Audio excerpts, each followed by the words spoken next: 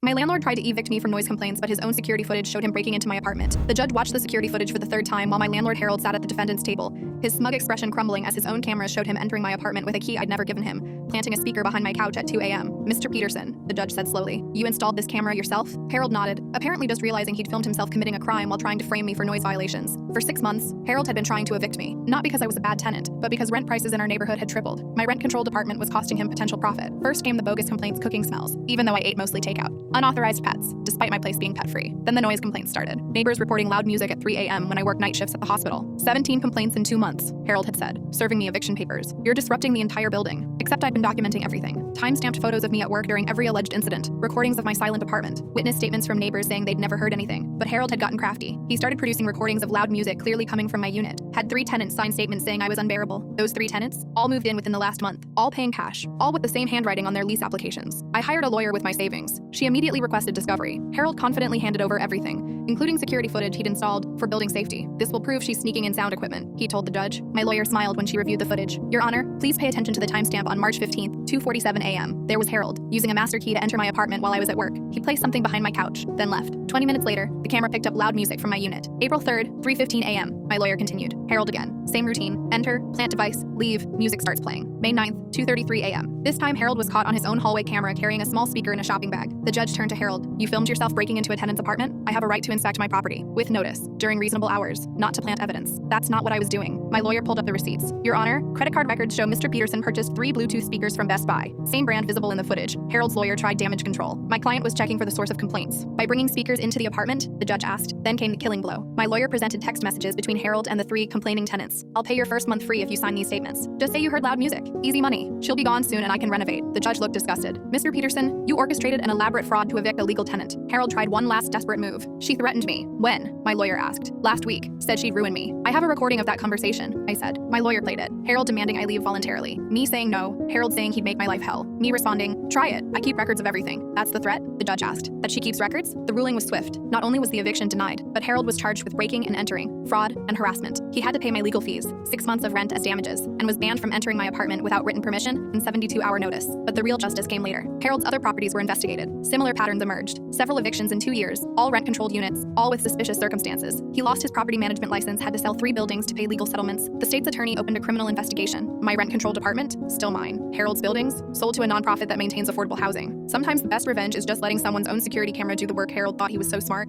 documenting everything to build his case. Turns out he was half right. He documented everything, just not what he intended. The judge's final words still make me smile. Mr. Peterson, in 30 years on the bench, I've never seen someone so thoroughly convict themselves. The court thanks you for making this case remarkably simple.